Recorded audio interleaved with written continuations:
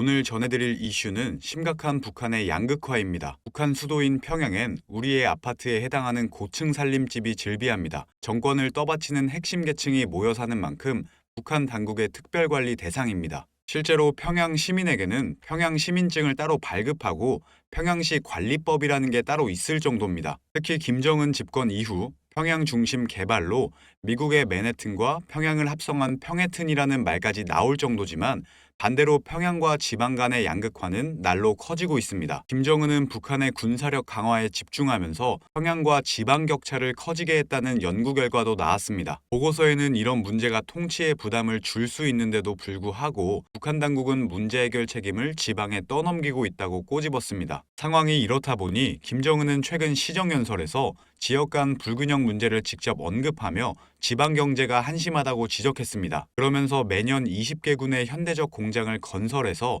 10년 안에 전국 인민의 문화 수준을 발전시키겠다는 이른바 지방발전 정책을 추진하겠다고 밝혔습니다. 다만 평양의 자원이 집중된 북한 체제 특성상 한계가 뚜렷하고 향후 북한 당국이 얼마나 체계적으로 정책을 집행할지도 미지수입니다. 예전처럼 살림집을 나열해 지어놓고서 일종의 본보기 모델처럼 과시하는 그 정도에 머물지 않을까.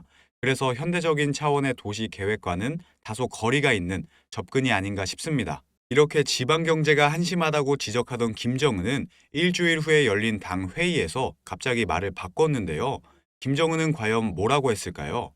여기서 잠깐 제가 분위기를 전환할 겸 제 영상을 항상 봐주시는 구독자분들을 위해서 준비한 깜짝 선물 오늘도 드릴 건데요. 그게 뭐냐? 제가 항상 여러분들께 강조드리는 게 있죠. 이 뉴스들만 잘 챙겨보셔도 돈이 된다, 돈을 벌 수가 있다 라고 제가 항상 강조를 드리고 있는데 2024년이 시작되자마자 총선과 관련된 뉴스들이 끊임없이 나오고 있는데 이런 뉴스들을 보실 때마다 여러분들은 어떤 생각을 하시는지 그냥 뉴스만 보고 끝내지는 않는지 제가 항상 되물어보고 싶어요. 그 이유가 뭐냐면 제가 23년도에 구독자분들께 뭐라고 말씀을 드렸냐?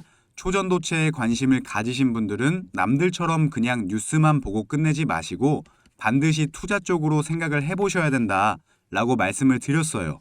아마 이런 썸네일의 뉴스를 이미 보신 분들이 많으실 텐데 이렇게 뜨거운 이슈가 나왔을 때 부자들은 어떻게 생각한다? 초전도체 관련주는 뭘까?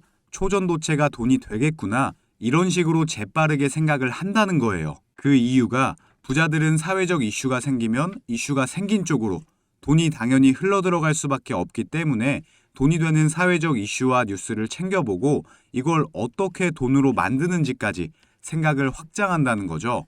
그래서 여러분들께 이런 경험을 시켜드리기 위해서 부자들이 하는 사고방식들, 이걸 어떻게 돈으로 연결할 수 있는지 알려드리기 위해서 구독자와 함께하는 주식으로 수익 내기 이벤트를 진행하고 있는데 당연히 무료고요. 지난번에도 모든 구독자분들께 초전도체 대장주 가능성이 가장 높은 딱 한 종목을 골라서 추천을 드렸었죠. 여기 보시면 아시겠지만 어느 가격대에서 사야 되는지, 주가가 어디까지 상승할 것으로 예상되는지, 그리고 어떤 사회적 이슈로 돈이 될 수밖에 없는지 다 설명을 드렸었는데 실제로 이 주식이 어떻게 됐냐? 제가 추천을 드리고 한 달도 안 돼서 주가가 3배가 넘는 330% 급등이 나왔어요.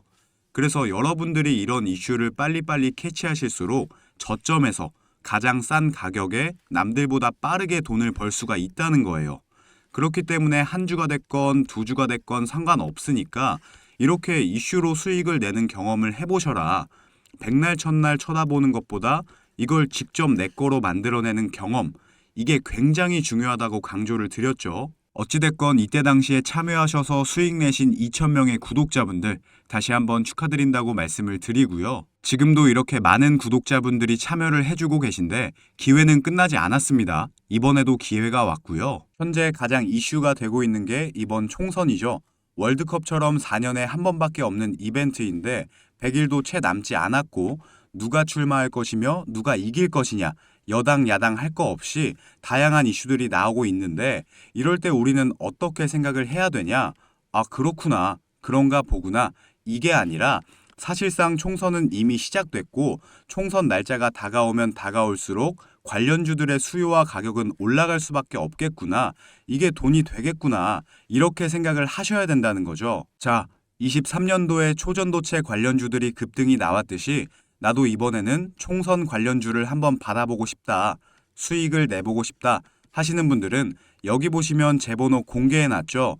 이건 제 개인 연락처니까 낮이고 밤이고 평일이고 주말이고 전혀 상관없습니다.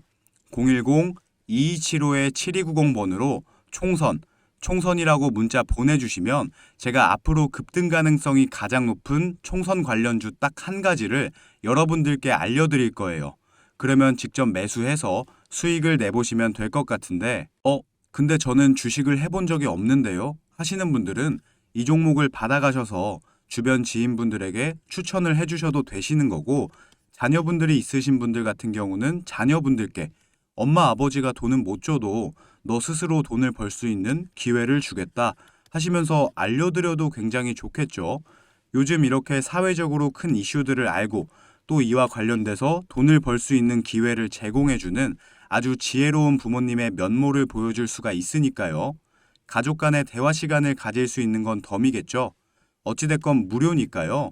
이번에도 꼭 받아가셔서 수익 내셨으면 좋겠습니다. 이어서 보면 김정은은 작심한 듯 지방경제를 겨냥합니다. 일주일 전에는 지방경제를 한심한 수준으로 질타하더니 사실상 지방 배급망 붕괴를 자인한 셈입니다. 앞서 말씀드렸다시피 지방발전 정책을 내놨지만 실행에 소극적이라고 질책하기도 했습니다.